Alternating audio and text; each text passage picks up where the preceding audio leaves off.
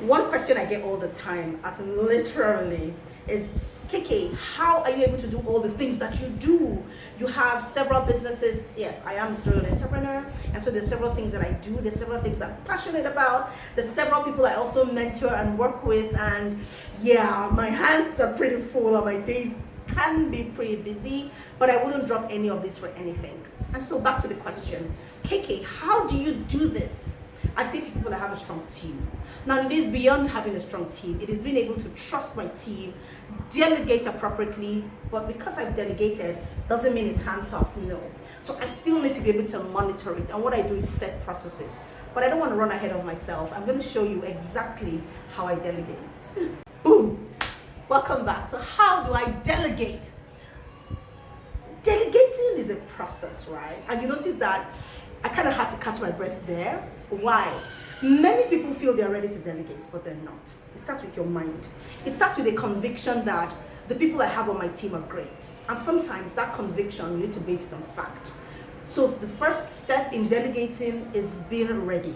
Let me give you a quick story. So I was working with somebody on my leadership coaching session, and she said to me she has just been recently delegated to. So her team lead hasn't been around for about 3 months, so she has kind of had the hang of running the business. She said, but recently she sent the lady a message, and she just flared up. That is the founder, and she was wondering, why are you upset?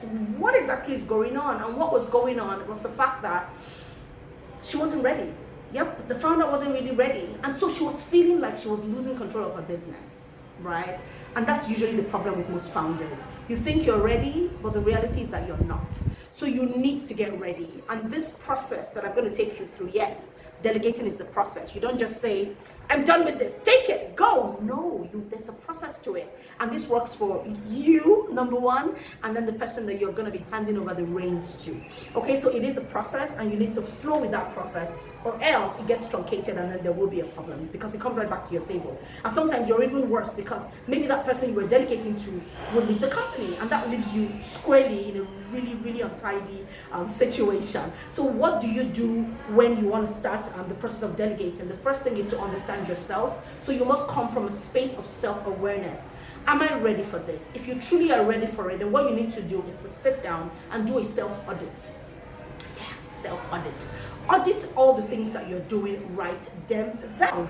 I always say write it down because it kind of does something for your neural pathways, but I'm not going to go into that now. So write down all the things that you're doing, okay? And it might be in bite sizes, or you might just take the chunks and just write the chunks of what it is that you do as the founder, as the CEO, as a team lead, as a line manager, whatever situation that you find yourself in, but write it down. And then write the reason why you feel you need to delegate. Okay, so write down, what are you losing by not delegating? You need to be able to articulate the problem before you can find a solution. So why am I not able to do this anymore? Why do I feel I need to delegate? So write those down. How do I feel about delegating? Write down your feelings, okay, your fears, because then you need to be able to solve those problems and attack those fears and basically unpack them and just tear them apart. And then there are no more fears, and then you can delegate with ease, okay? So the first step, like I said, is understand where you are, understand yourself, understand that you're ready for this, write out your tasks, and then write out why you want to delegate. What are you losing because you're doing too much? Why do you feel you're doing too much? How do you feel about what it is that you're doing? The next step is to then ask yourself, what on these tasks, this major task list that I have, what about it am I tired of? Or it's a chore to me now, and I don't find joy doing, okay? Write that out. And then what you want to do is prioritize your task list. Okay, once you've written out the things that you generally would prefer to delegate, that's the parts of the business or the parts of a process. And I would explain what I mean by the parts of a process. Once you have written those down, then you need to then prioritize them. So, and you're prioritizing them in terms of the language of business. The language of business is money, right? So if I don't do this as the CEO, as the manager, as whatever capacity that you work, what would happen if it went wrong? Drop it down to naira and kobo. Yeah, because that's the language of business. Drop it down to naira and kobo. When you have arrived at what would happen, then you might want to reorder your priorities, or it just helps you in a persona of the person that you want to delegate to. Okay, so don't be afraid of delegating. Just follow this process and keep going with me. So once you've written all of that out, then what you probably want to do is to then say, do I really want to delegate these parts? Maybe fully, or do I want to break them up into each task? So let's look at clients. I'm trying to think of something, maybe product pricing. So you are majorly in charge of product pricing because you understand the product, you understand the value, you understand the customers, you understand how they react to it, you understand competition, you understand what is at play, so you know all those things. So you then look at it and say, what is the process of pricing, right? So it involves competitor analysis, it involves product categorization, it involves market segmentation and placement, it involves what? Breaking up the product or the service into its parts and actually finding all those parts. So if it's a product, for example, you want to go into the market and find out how much is it going to cost me. So you have all these things that go into pricing, right? So your question is, which part of that process of pricing is tough for you?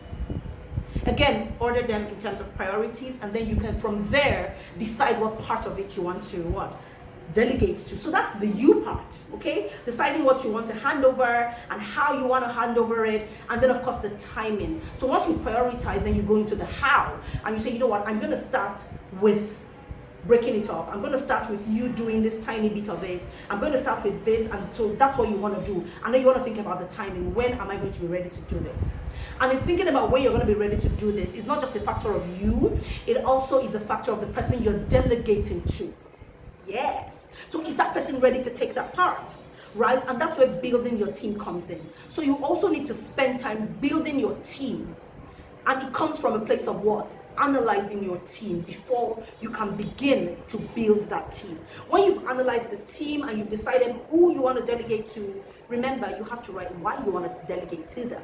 Once you've thought who and you said this is why, then the timelines come in place and the what you're going to delegate, okay? So build them to where you want them to be. Maybe they should spend some time interning with you, maybe about a week or two. You give them things to do, you micromanage. Now we're going into the how, the process. You begin to micromanage them in doing certain things, and then maybe the next week you pull back a little, and then you keep pulling back a little, and then you now begin to allow them to own the process, to put their persona into it, to tweak it.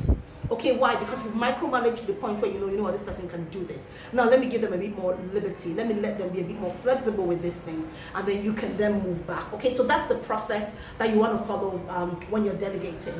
And this, what I've just described, is it's called ANT. It's a fantastic tool. So it means that you are, first of all, acquired the facts about yourself, about what you want to do. So it's a scientific process, right? It's not just something that you decide to do. No, you don't do that. You scientifically. Why? Because you must rely on the facts. If you don't rely on the facts and there's no process, then how do you do it again? How do you even measure effectiveness? So you do need to follow the process in doing stuff like this, okay? So what is the process?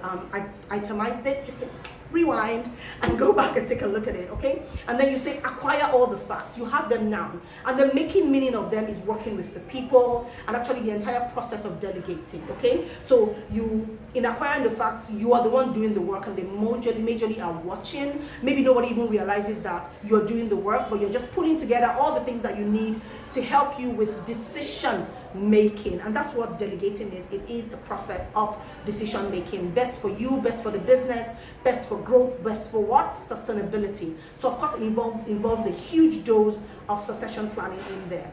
Okay, if you haven't hired the right people, can you build the people you have to the right people? Okay, and that's where meaning making comes in. You begin to make meaning of what you're doing. Okay, so that's where you're micromanaging and you're doing it and they're helping you. And then you move to phase 2 of micromanaging, where what? You're moving back and getting a bit more flexible with the work that you're giving to them and exactly how much they're doing, and they're the one doing the work right now, and then you are helping.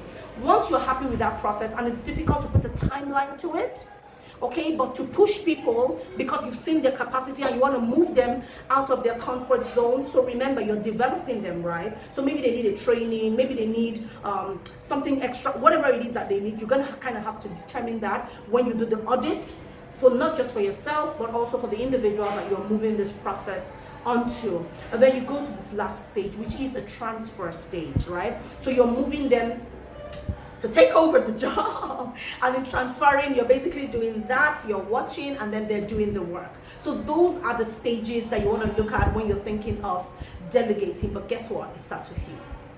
You must be ready for it, because the process of delegating can be tough. Sometimes you just want to yank the job and just do it. It's taking too long. But if you keep thinking like that, then you're never going to get it right. And then what happens is you eventually hand over and the person is not ready, and then they mess it up and you say, you know what, I should have just done this by myself. No. You should have followed the process. You should have validated the process. You should have validated your decisions. And let me tell you the final reason why you shouldn't chuck this, even when it gets really tough, because it will. If you don't delegate to somebody else and see somebody else take on the job and do things with the process that you have put in place, you have never really validated your process, because you are the one carrying it on your shoulders. And so what happens when you have to leave that company? What happens when, what's going to happen is everything going to crash, because you're no longer in the middle of things.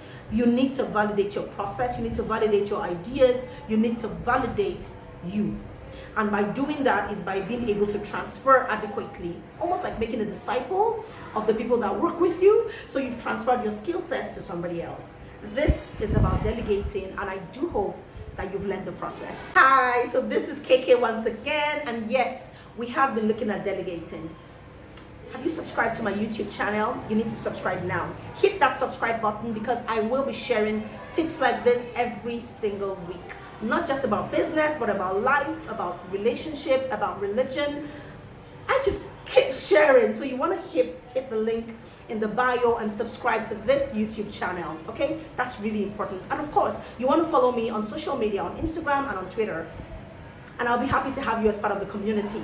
Now, in the bio, there is a link to a document that kind of helps you with the entire process of delegating. So if this video was too much for you and maybe you want to read something instead and maybe write something, the link is in my bio. Just go off to my website and you will find my freebies there. Once again, subscribe to my YouTube channel, and I will see you next week. Tag a friend.